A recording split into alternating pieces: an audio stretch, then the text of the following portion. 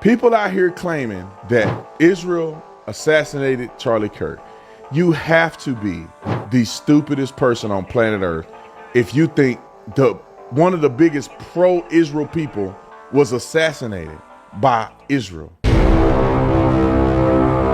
All right, ladies and gentlemen, in the spirit of supporting my buddy Charlie, we made some shirts. 100% of the profit goes to the Kirk family. We're going to make sure we get it to Erica. There's no contesting that. We know them. That's our people. We got it. So you can reassure that when you purchase a product that's in the line of Charlie, it'll go directly to the family. So get you some merch, the I Am Charlie, and also the Charlie one that says We Are Charlie, and then the Freedom shirt are all available right now. Go and get it. Show your support to the Kirk family. And let me tell you just real quick why I started it is because I wanted to wear the shirt. I wanted to show support for Charlie. And I figured if other people want the same, you can do that. If you don't want any apparel, we also have a support link for you to donate. If you want to just donate money to the family, 100% of the proceeds go directly to the family. So we'll put that link in the description section as well. Show your support to the family. We love them. His legacy goes on. God bless you and thank you. Let me tell you something about Mossad and assassinations. Put your thinking cap on. You assassinate people to make an example. You don't assassinate people and hope nobody know you assassinated the person. What kind of stupid stuff are y'all saying? If Mossad or Israel wanted to make a point, they would make it clear that they assassinate this person. So if you do what that person did, you'll be assassinated. They're not gonna celebrate the guy and act like they never did it. Charlie Kirk's death made him bigger, made him more prominent, made everybody realize who he was. There's no reason to assassinate a person to highlight who he was. I don't even know why I got explaining stuff. But anyway, Netanyahu got on TV and they asked him a question and he explained this. Wrote a clip. Before I let you go, I want you to address one thing, it's just the absurdity of it. Some of the internet rumors that somehow Israel is behind the Charlie Kirk murder, and I don't believe it for 1 second, but I want you to make a statement. It's so absurd. That's insane. That's insane. Israel also changes the orbit of the moon. Israel pushes the sun. I mean, the whole thing it's not only insane. I think it's so absurd, so stupid, and so ridiculous. You can't believe that people are saying that. They just found the perpetrator. They'll get to the bottom of this, but they go.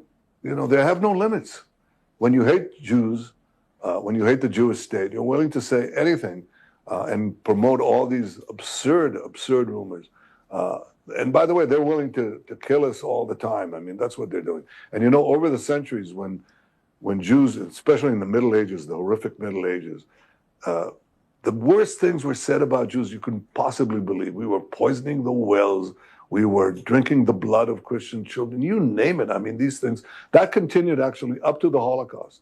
The Nazis said the same thing. We're carrying vermin. We're spreading disease. And people believed it.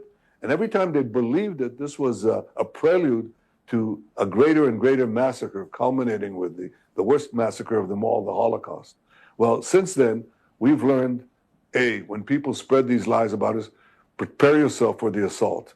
And, they're trying to delegitimize the state of Israel. Charlie Kirk said to me that, he wrote me this detailed letter, you have to fight the slander.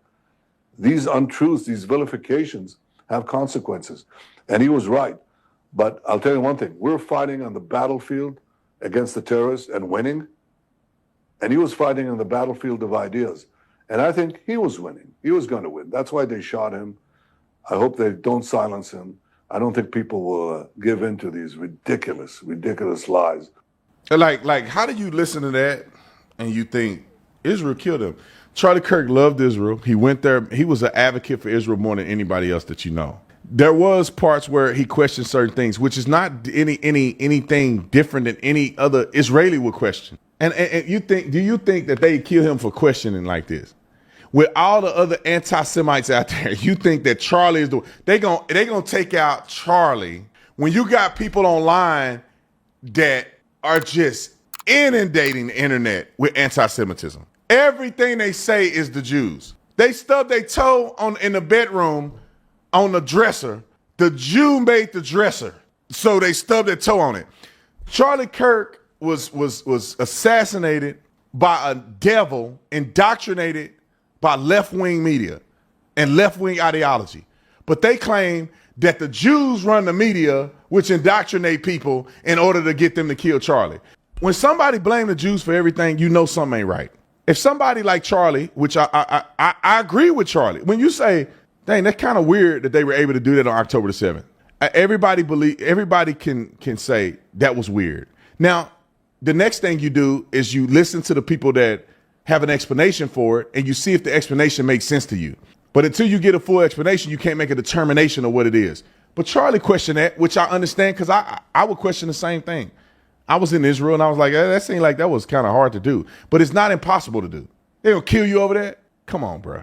The biggest Zionist in America was Charlie Kirk. The most prominent Zionist in America was Charlie Kirk. All right, roll the clip. This is one of the clips they play to say this is what Charlie was turning on Israel. Roll the clip. Jewish donors, they have a lot of explaining to do, a lot of decoupling to do, because Jewish donors have been the #1 funding mechanism of radical, open border, neoliberal, quasi-Marxist policies, cultural institutions, and nonprofits. This is a beast created by secular Jews. And now it's coming for Jews, and they're like, what on earth happened? And it's not just the colleges. It's the nonprofits, it's the movies, it's Hollywood, it's all of it. It's like time for you guys to wake up and say no more, draw a line in the sand. I don't care if you hate me. Now, the difference between Charlie and anti-Semitism and anti-Semitic nut jobs is that Charlie said secular Jews. Nobody on planet Earth would argue with Charlie that secular Jews are an issue in voting in some of these scenarios. Benjamin Netanyahu isn't necessarily a leftist secular Jew. Benjamin Netanyahu is a conservative. He loves Trump. He's a conservative. Charlie's talking about these Jews that are liberals, like these dumb Negroes that vote for Democrats.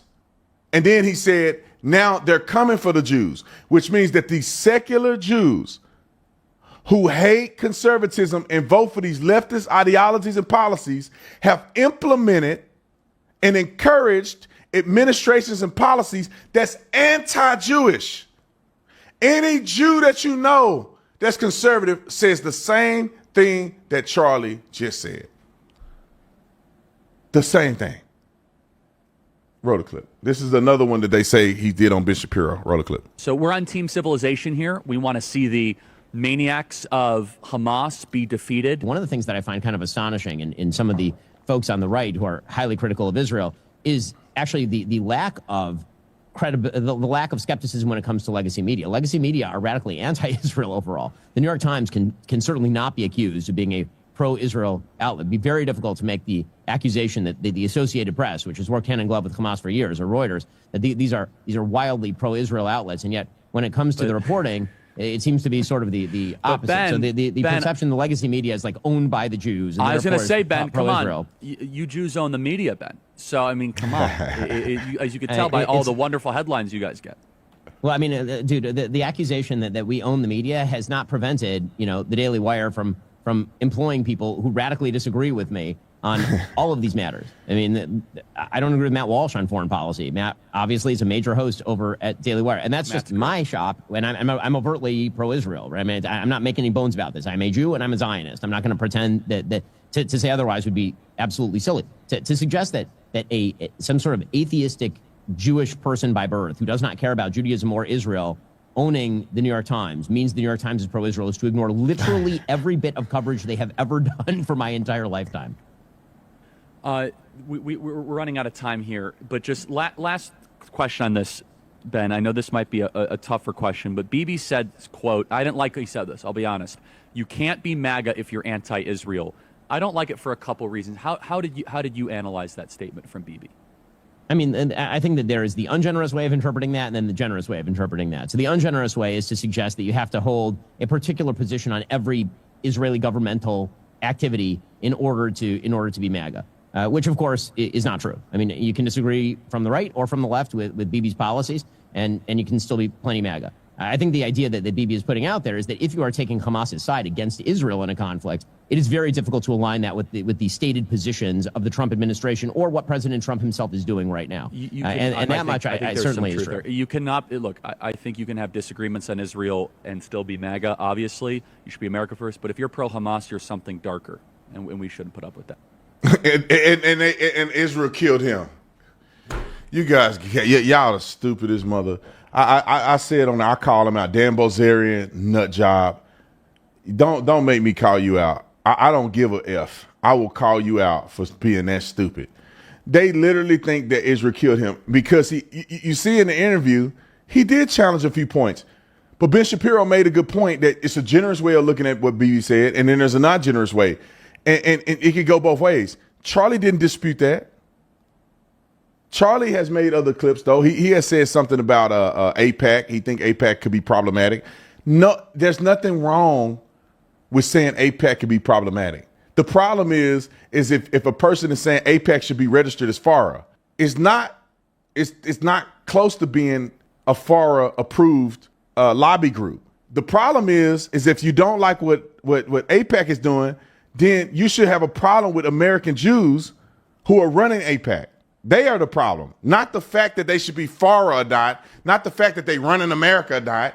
You should be like, well, I don't agree with that. Then people just don't take money from them. People swear before God. AIPAC is running politicians. I went on the website. I forget the website name, but my wife told me this website to look up where people are taking money from. So Byron Donalds is an AIPAC candidate. They gave him $30,000. I could give Byron Donalds $30,000. But that $30,000 is nothing compared to he raised $20 million or $15 million. He raised $15 million. AIPAC gave him $30,000. That's a flight. That's a private jet flight from Tampa to Dallas and back. That's how much AIPAC money was given to Byron Donald. Come on, bro. I saw another candidate that got AIPAC money. It was like $20,000, $15,000. And they raised $22 million. It's like, stop, bro. Stop. Like I would be, if I ran for office, I'll take money from AIPAC because I love Israel. But AIPAC ain't gonna make me do something I don't want to do for $30,000. Y'all acting like AIPAC is giving people hundreds of millions of dollars, $10 million. They're actually paying for a person's whole campaign. And I say, yeah, you beholden to them. They giving people $30,000. Y'all go look at their site. I gotta ask my wife what the site was. I forget what it was. It's where you can go and verify every candidate, what they make and where they take donations from. But y'all got to watch for these people, man. Y'all watch out for these people. I'm telling you right now, if you see a person try to draw a connection between Israel and Charlie Kirk's death, that person cannot be trusted. That person has a mind virus. They are gone beyond the pale when it comes to this topic. You can never listen to the person on this topic again. You can listen to other stuff they say, but on this topic, Israel killed Charlie. You know, it's funny how people think, because make your mind up, gangster. Either Israel is running America, therefore that little bitty country that's the size of a small country in one small state in the union somehow control the world, but they can't hide them killing people and doing crimes. They somehow mysteriously, that little bitty country, one of the smallest countries on earth, that's the size of one of our states, got so much power, but they don't know how to cover up a hit job. But they know how to mysteriously run the world through that little country. They can't figure out Gaza. They can't figure out the West Bank. They get attacked from everywhere, but somehow they run the world. We give them $3.8 billion a year for their military, but somehow they run the world. These people got a mind virus, man. Like, you could say, I don't like the tactical way in which Israel is handling the war in Gaza. That's fine. But when you say it's a genocide, you're an idiot. If you say, I don't like the way Israel handled the dissemination of food into Gaza, that's a fair argument. But to say they starving them is stupid. If you could say, I don't like that they bombed the USS Liberty and they should be held accountable. They admitted they were wrong. They paid restitution to the United States of America. The United States of America officially accepted their apology, that it was a mistake. You could say, I think that they did it on purpose. That's a fair argument. I think they did it on purpose. But for you to not to accept the fact that they took responsibility for it and said it was an accident, America accepted it as an accident, they paid restitution to America for it, then who are you, bro? Who are you really? I don't challenge people that say that they think Israel intentionally struck the USS Liberty. But I also hear the other side where people say that it was an accident and it was proof that it was an accident. And if you go and look at some of the proof that there was an accident, it makes sense that it was an accident. Why would they admit to it if they did it intentionally? And they run the world anyway, so they can get away with it. They run America anyway, so why would they have to apologize to America for that? I'm telling y'all, man, that people brain broke. Your brain broke and something ain't right with you, man. Something ain't right. Either somebody paying you, which I don't like to say because people think they paying me. I'll take that money they pay me. But ain't nobody paying me nothing. But they either getting paid to do it or they got a virus in their mind. This is a source that I trust very much, and this is coming from the top levels of government. They are not openly saying this at this point. Of course not. But in private conversation, they're saying, hey, this looks like potentially Israel's behind this. That is some airtight evidence. But here's the thing, this isn't even about Charlie Kirk anymore. They don't care about the man or his family. They are using his death as a prop to push the same anti-Semitic story they always push. And then in terms of getting to the actual evidence itself, a very close friend of Charlie Kirk's put out there. Charlie didn't want to put out this tweet himself, but he told a friend to put it out on the internet and said, hey, if I go against Israel, I think they will kill me. So your evidence is a tweet by Harrison H. Smith, a host on InfoWars, the far-right conspiracy theory website founded by Alex Jones. A tweet that basically says, I'm not going to give you any evidence, but I was told by someone else that this is the truth. That's not evidence, that's not even gossip. What has happened to critical thinking? There's a saying, when you hear hoofbeats, think horses, not zebras. The simplest explanation is usually the right one. This idea that criticizing Israel puts you in danger is laughable. Israelis themselves criticize Israel more viciously than anyone else. And Kirk was a staunch ally of Israel and the Jewish people. The sentiment from the Jewish community towards this tragedy echoes that.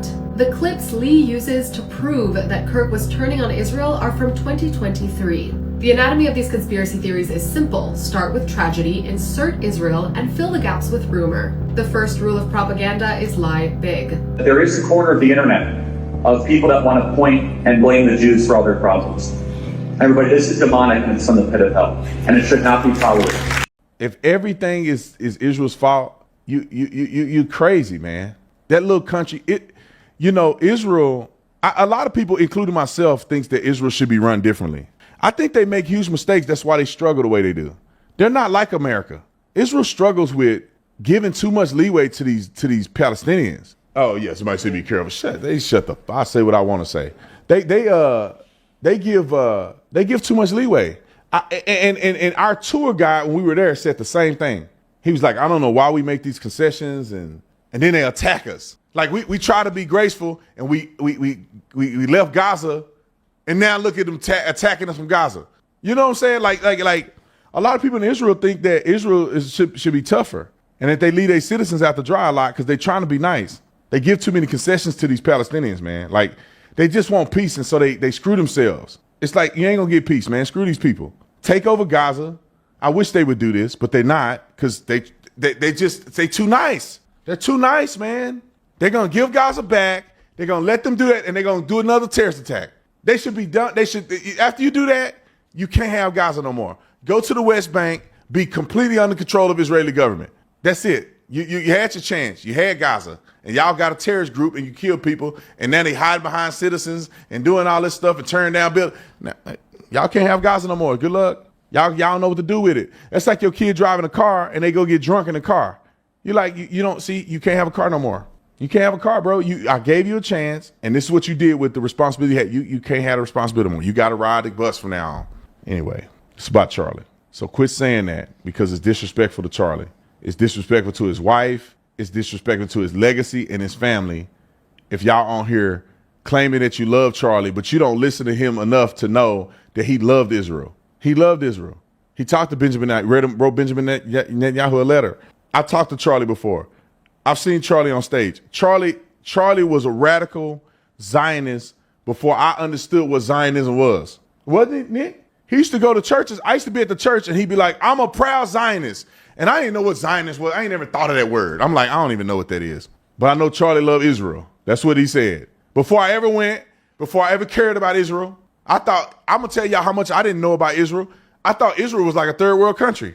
I thought I was going to get to Israel and it'd be like Afghanistan. I thought it was like dirt roads and I tell you how stupid I was. But back then when I was thinking like that, Charlie was a Zionist. Proud. All over the internet. I didn't even know what it was. I used to hear Charlie say it. And people get mad at him for being a Zionist. And it's like, I don't even know what that means. And then I went to Israel and I said, whoa, I love this place. Just like Charlie said, I ain't never talked to Charlie about going to Israel before I went. And the same thing I see him say on his videos and stuff is the same way I felt when I went to Israel. When you see where Jesus walked, it's bigger than politics, bro. When you see where Jesus walked, when you're on the Sea of Galilee worshiping Jesus, when I went on a tour there, we worshiped Jesus on the Sea of Galilee. Christians ain't allowed in Israel. We floating on that boat. They got the boats they take out. We praising the Lord, praying, worshiping Jesus, got worship music playing on the Sea of Galilee. Do you know what that means to a Christian? We're in the old city of Jerusalem, walking down the same path that Jesus walked. We saw where they believe he was crucified. We saw, and I saw, and I got pictures of it. I took a bunch of pictures. I'm gonna start putting my pictures out there of the tomb that they believe Jesus was buried in. When you physically see it, it does something different to your Bible experience. When we went to the temple of who was that? Not David, but Solomon. And we went to the high places where they would do sacrifices. And we see exactly where they would do sacrifices from thousands of years ago. It make you like, whoa. When Jesus said that he went to the wilderness and was tempted for 40 days and 40 nights, we went to the wilderness where Jesus was tempted. Whoa, it's real. It's not just a book. It's real. And this is how people fall in love with Israel. And when you're there, they treat you so nice. Everybody's nice. You know, you got some idiots probably. But man, I was in the old streets of Jerusalem. Man, my homie tattooed Jesus is Lord on my arm in Hebrew. But the Christians aren't allowed there. Man, that dude was like, I love you, man. I follow you on social media. What y'all talk about? And this is before I ever said nothing positive about Israel. I never went to Israel. I only became ultra Zionist after I went to Israel. But before that, I never said anything. Dude, like, I follow you on social media, man. I love you, man. We happy to have you here. I got the video of it. Tattooed Jesus Lord in Hebrew on my arm in Jerusalem. I'm walking around Jerusalem with this on my arm. Went to the cafe. Hey, brother. Gave me his card. Love you, man. When we come back, man, we'll love to have you again. Going to the markets. Whipping up that dried fruit. Homeboy selling like a mud, boy. Some of them stereotypes right, boy. Homeboy was selling us, boy. He wouldn't even let you walk down the thing. Hey, whoa. He put it in your hand. You're like, all right, man, I wasn't trying to buy nothing. Oh, my God, that's good. Oh, no, you got to try this one. Before you know it, $300, you out of there, $300. He didn't sell you $300. Couldn't even say no. I think that's a talent that some Jewish people have. They know how to sell. And he was selling. They sell you, boy. They sell you. And they went to a jewelry store there. I bought something in there. I forgot. I'm like, man, I'm not finna buy nothing when I go in this place. Man, I went in there. I left. I had my wife some earrings and all kinds of stuff that I didn't want to buy. But man, they good, boy. They know how to sell. And some of you weirdos will be like, see there. Well, somebody wrote a super chat. Any other updates from Charlie? Okay, nothing new. Okay, somebody said they spit and bro kid didn't lie. They're a reflection of the adults. Plus, many celebrities have spoken against Jews and walked back, cut the crap. Just because some Jewish people hate you, that means every Jew. These people are so stupid. The kid spit, but his mama didn't. Now, yeah, of course she's teaching him to be an idiot. For us to have one incident, when y'all claim that they all hate us, for us to have one incident with a kid and an adult ain't even brave enough to do that, that tells me that it's a small minority of these idiots that are here that hate Christians. And I don't even want to call them idiots. I think some of them hate Christians for a reason, and some of them were just taught to be like that. Because some Christians do be doing stuff. Like, I wouldn't go to Israel and be like trying to convert them to Christianity. And like that's disrespectful, man. These people just living their life. They just walking down and they with their caps on and they swirls and up. They just doing their thing, bro. I wouldn't go up to them and be like, you don't believe in Jesus Christ, you're going to hell. And that creates animosity. I don't need to teach you. You know what it is. If you ask me, then that's a different story. But one kid spit on you. And in America, a person spit on you, kick you out of a restaurant for wearing a mega hat. Do we say, see, that's a reflection of America? These people hate Jews so much that they become stupid, man. One kid spit on you. Y'all still hung up on that one kid spitting on a pastor's pant leg? When pastor been there 50 times, he did a tour 20 times and never had anybody spit on him except this one kid. All right, I'm done with this. It's supposed to be about Charlie.